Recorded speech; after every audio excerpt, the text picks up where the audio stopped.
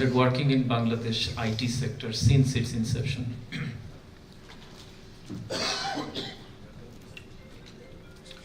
Thank you, Iqbal, for inviting me to speak at this conference. I know all of you have been here since 8:30 in the morning. It's been a long day. So those of you who are taking a nap, raise your right arm. Okay, that's good. But I really, on a serious note, when Iqbal was trying to convince me to come here to speak, I asked him what is going to be the size of the audience. So he's very modest. He said maybe 30, 35 people. So now I see we have almost 150 people in this room, and I want to give a round of applause to Iqbal and ISDI for organizing a wonderful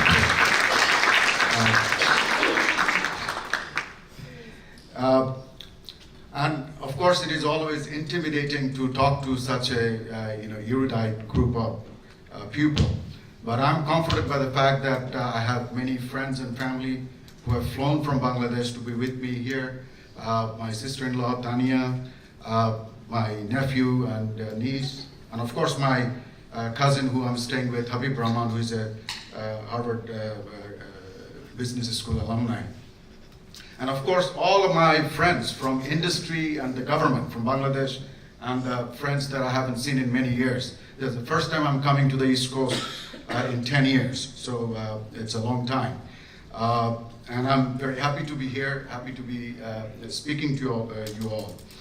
And since this morning I noticed that we have quite a few economists amongst us today. And so one of them proffered that, like Gus Papanak here, sitting in the front row, that our wages are low. And then Dr. Mosihur said, no, our agricultural wage is higher. So that reminded me of a economist joke that Dr. Mosihur shared with me many years ago. And it's that the three economists went hunting. So one of them shot a deer, and he missed, and it went by the right side of the deer. Then the second economist shot the deer, and it went by the left side of the deer. So they all shouted, come, shoot again before the deer runs away. So the third economist says, as far as I'm concerned, the deer has been shot. Because when you take the average of left and right, so I think on the wages situation in Bangladesh, I think we were kind of somewhere in the middle like that. So although I know that compared to many other countries, our minimum wage is low, but in fact the effective wage, the actual wage that people actually take home, has been rising. And that is something that we don't take into account. And I can just share with you my own personal anecdote here. I come from, my village home is in Potwakal, is one of the southern districts of Bangladesh. And for 2 years, our family could not get labor to redig the huge pond that we had in front of our house, because labor was that scarce in the village. And they're very expensive. So we had to wait for harvesting time when labor from other areas would come to that village, and then would redig the pond. So these are signs that incomes are rising, buying powers are rising, but I'm not going to talk about that. I'm not going to talk about the macroeconomic situation. There are many other experts who can do that. I'm here to talk to you as an entrepreneur, so I'm going to keep my story short and sweet and stick to what I know. And that is, when I passed out from the other school, not this one, almost 30 years or 32 years ago, 33 years ago to be exact. So I went back home with a Yale degree and $10 in my pocket. And my cousin who I'm staying with, Habibullah, he was trying to imply maybe the latter was more valuable. But in any case, I worked in Bangladesh for a few months with an IT company.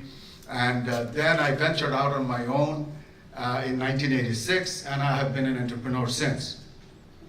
And what I want to share with you is the amazing opportunities that lie before you in Bangladesh. And why do I think that? Not just because I'm Bangladeshi, but because I think if you look at Bangladesh, And if you look at the old proverb that necessity is the mother of all invention, that Bangladesh is a unique crucible, a hotbed of innovation.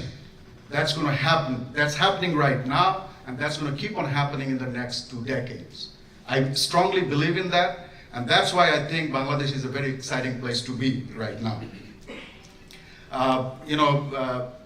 In our industry, a lot of people say that computers are not meant for Bangladeshis. We have so much labor, so why should we use computers and automate things? And then we had a real hard time. When I started business in 1986, I had a real hard time. I remember this one gentleman who employed like 300 people. He did a lot of publishing.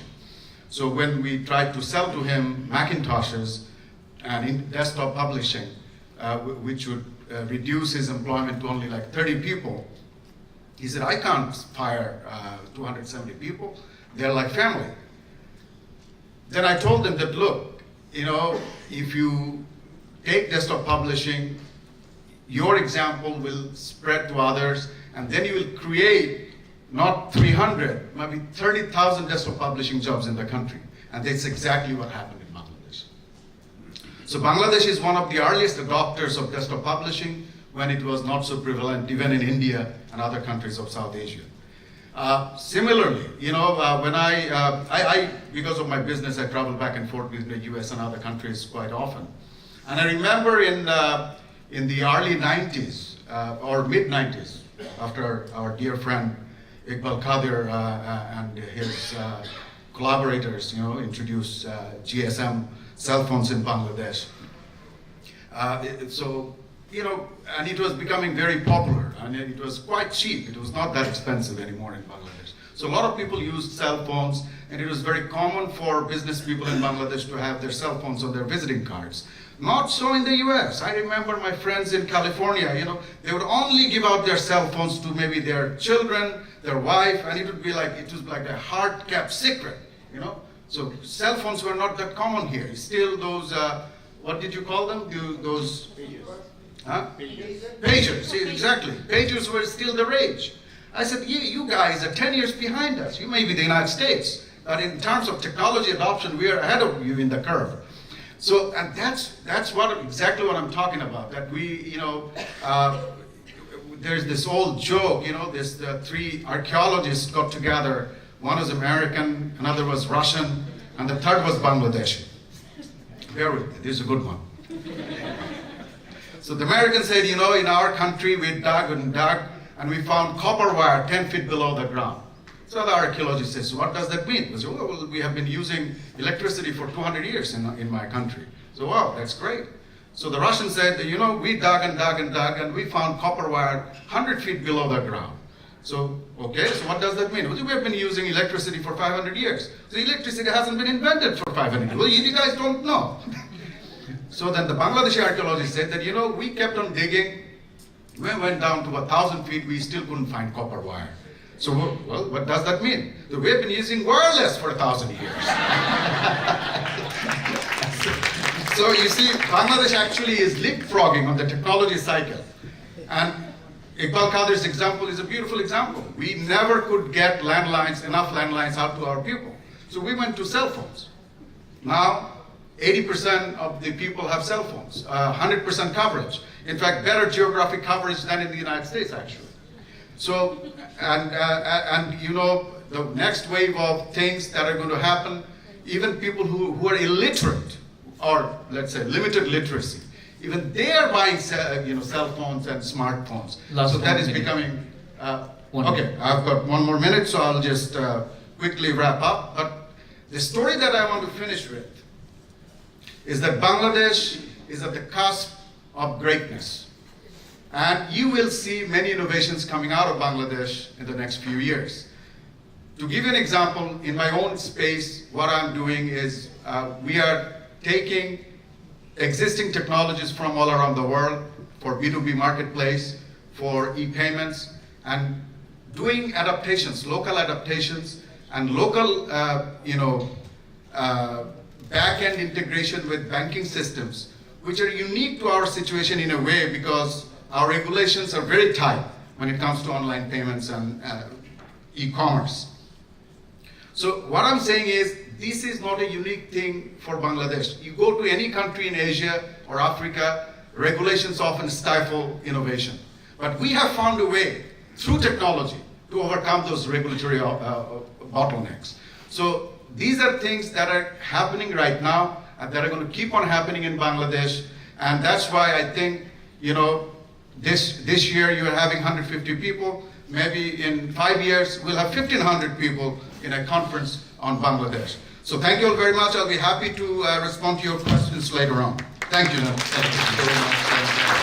I will request our last